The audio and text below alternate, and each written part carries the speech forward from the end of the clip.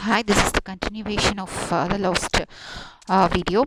So, domain theory, it is proposed by Wies in 1907, and as we've seen that a ferromagnetic material is a magnetic material which is spontaneously magnetized. So, each domain will get spontaneously magnetized when we apply external magnetic field.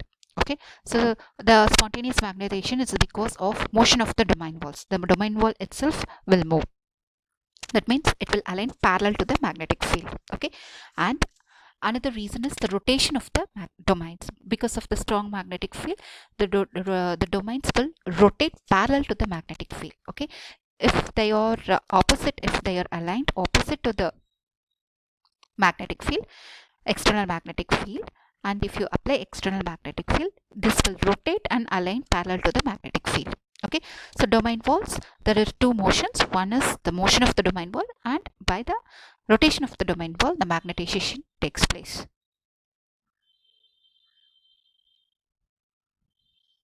The next one is, see here, there is no magnetic field, and if you apply magnetic field,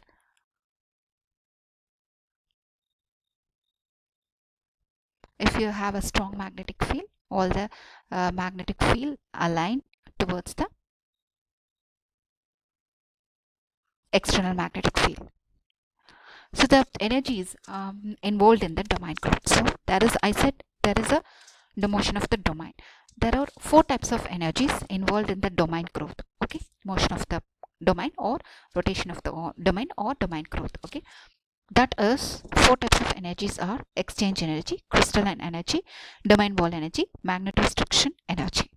The exchange energy is the energy exchange between two spin. Okay, you can see the one is spin up, one electron, another one electron have spin down.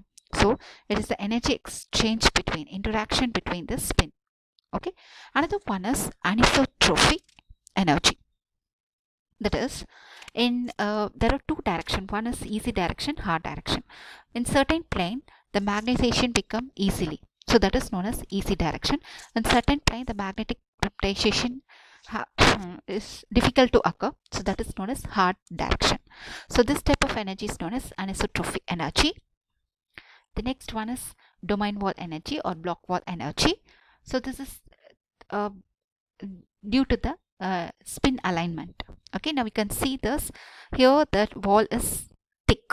Okay, just see the wall is thick. This is due to the spin. This is the wall, wide wall. This is due to the spin of the electrons. Now as you can see, the spin, the wall is very thin.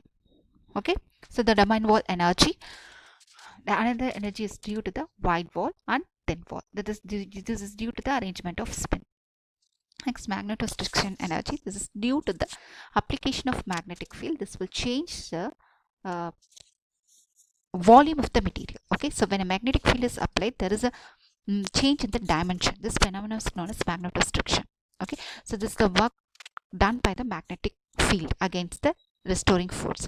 So when the material will elongate and it will restore its energy. So this is magnetostriction energy. So the four types of energy: exchange energy, that is due to the spins; crystalline energy or anisotropy energy, that is due to the planes.